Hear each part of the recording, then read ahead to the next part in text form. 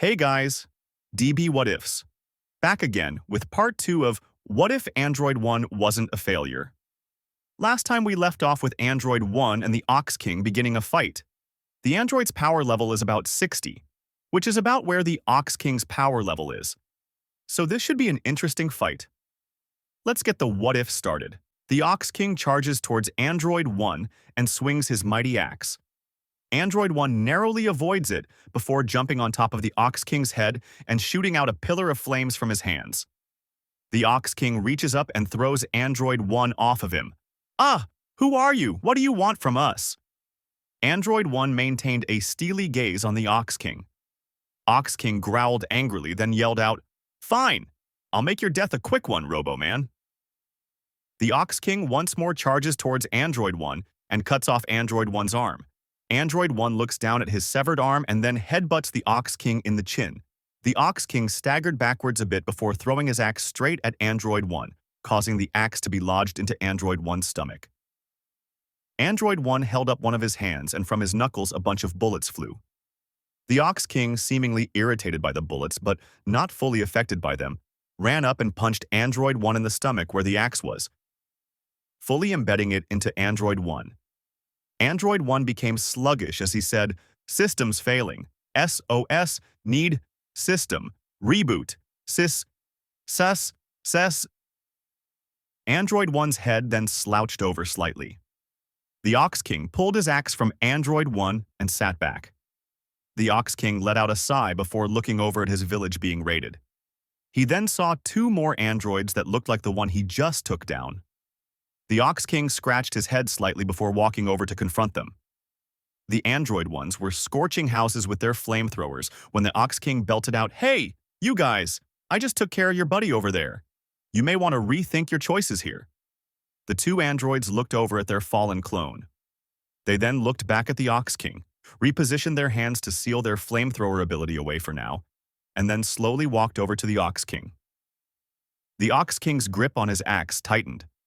One of the androids jumped up and punched Ox King in the face, while the other one slid under the Ox King in between his legs and began firing his knuckle bullets at the Ox King's back. The Ox King began swinging his axe wildly in hopes to take them down. Meanwhile, further in the village, Colonel Silver sees a giant spaceship overhead, and he gets driven over to where the ship landed. From the ship exited a short blue man. This was obviously Pilaf. Pilaf had then obtained the 6-star Dragon Ball and began running wildly over to his ship. Colonel Silver and his men began firing at Pilaf, but it was too late. Pilaf had entered his ship and it began taking off. Colonel Silver then got into his plane with a soldier and took off after them. Back with the Ox King was bloodied and bruised. One android laid on the ground while the other one was still combat ready. Android 1's mouth then opened and a missile fired out of it, hitting the Ox King directly. The Ox King fell backwards. Android 1 then stood over the Ox King and fired another missile through the Ox King's chest. Android 1 began walking away when a kid with a monkey tail and a girl landed next to Android 1 and some soldiers. The kid yelled out, "What's going on?" A soldier responded, "Who are you?" The kid yelled out, "My name is Goku." The girl chimed in and said, "My name is Chi-Chi. Why are you here making a mess of things? This is my garden." Goku then looked over and saw the Ox King lying on his back, seemingly not capable of movement. Chi-Chi covered her mouth and gasped as Goku balls up his fist and says in an angry tone, "What did you guys do?" The soldiers readied their weapons and began firing at Goku. Goku quickly charged over to the soldiers and knocked them over. Goku then turned towards the android and asked, "Are you with them? Did you do this?" Android 1 looked over at the Ox King and the burning village and said, "Affirmative." Goku glares at the android and says, "Is that a yes?" Android 1 shook his head up and down slightly, signaling that he was in fact involved. Goku then charged over to Android 1 and threw a punch. Android 1 caught Goku's fist, but Goku followed that up immediately with another punch causing Android 1 to be pushed back slightly. Android 1 attempted to fire another missile from his mouth, but Goku delivered a flurry of punches on Android 1, causing his head to turn slightly and miss Goku. Goku yelled out, "How could you spit out one of those things?" Android 1 took advantage of Goku's curiosity and headbutted Goku. Chi-Chi shouted out, "Stay away!" and fired her laser beam from her helmet at Android 1. Android 1 seemed unfazed by the laser and walked over to Goku once more. Goku grimaced and said, "Geez, this guy is tough." Goku and Android 1 then traded blows. Fist to fist. Goku then used his tail to try to trip Android 1. Android 1 started falling, but used one hand to catch himself and used the other to point at Goku. Android 1's hand flipped upwards, revealing his flamethrower, and a pillar of fire then shot out at Goku. Goku yelled out, "Whoa!" as he jumped backwards. Android 1 regained his upright position and walked towards Goku once more menacingly. Android 1 stated, "You're becoming a very annoying obstacle. I will just have to exterminate you next." Android 1 fixed his hand and then pointed both fists at Goku, firing a bunch of bullets from Android 1's knuckles at Goku. Goku managed to dodge it just in time with an after-image and reappears behind Android 1, where Goku karate chops Android 1's head off. Android 1's head begins to roll as his body falls over. Goku yelled out, "Oh man, I didn't mean to finish him off like that." Goku then realized that under Android 1's head were nothing but wires. Goku scratched at his head quizzically, but the sound of Chi-Chi's scream snapped him out of it. Goku then ran over to where the Ox King lied. Chi-Chi laid her head on the Ox King's stomach as the Ox King coughed before saying, "Chi-Chi, I'm sorry." Chi-Chi had tears welling up in her eyes. Goku looked over at the Ox King and said, "You're going to be fine, right?" The Ox King looks over at Goku and says, "Heh, Goku, please take care of my daughter for me." Chi-Chi had a look of horror on her face at the realization at what those words meant. Chi-Chi shook her dad gently and said, "But Dad, you can't." The Ox King let out a sigh as his body went fully limp. Chi-Chi whimpered out, "Dad?" Silence. Once more. "Daddy?" The silence was deafening. Goku's fists were clenched more tightly than ever. Goku said, "I am going to find whoever did this. They will answer to me." Goku then told Chi-Chi, "It's not safe here.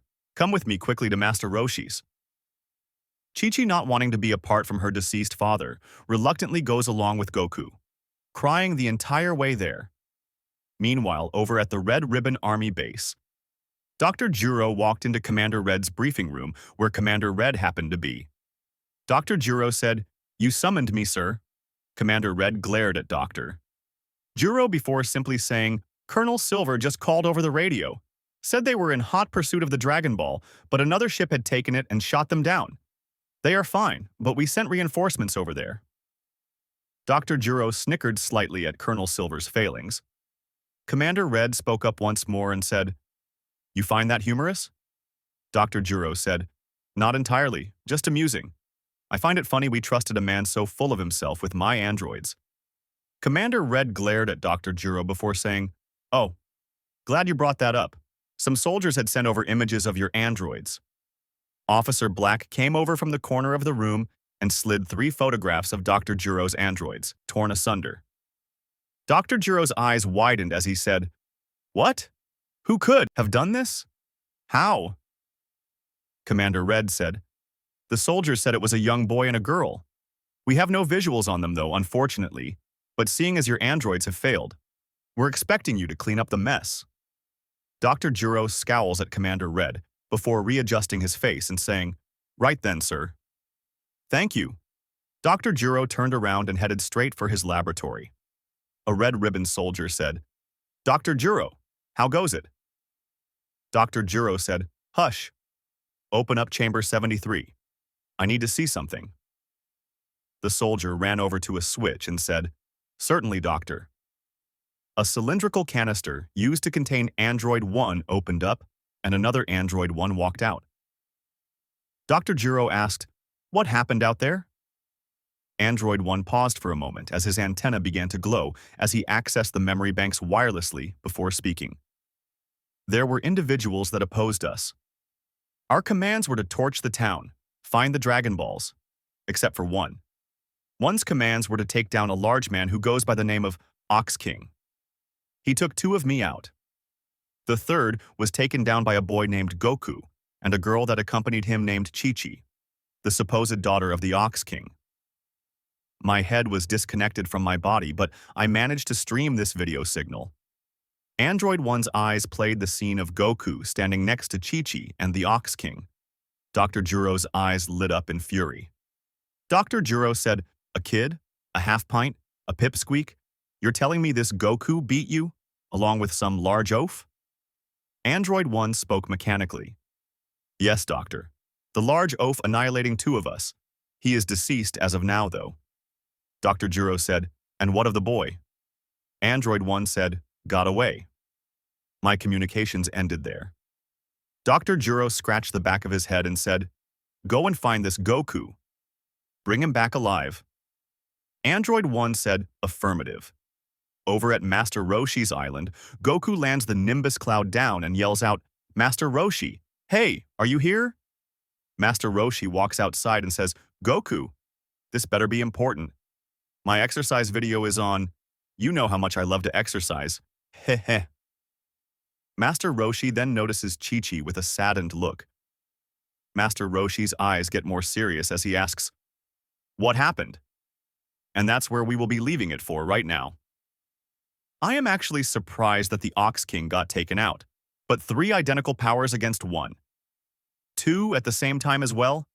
The Ox King sadly stood no chance, but surprisingly did a lot of damage due to his resilience. I wonder how this will affect the rest of the gang, or if they will be able to bring back the Ox King with the Dragon Balls. Either way, please like, comment, and subscribe for part 2. Later.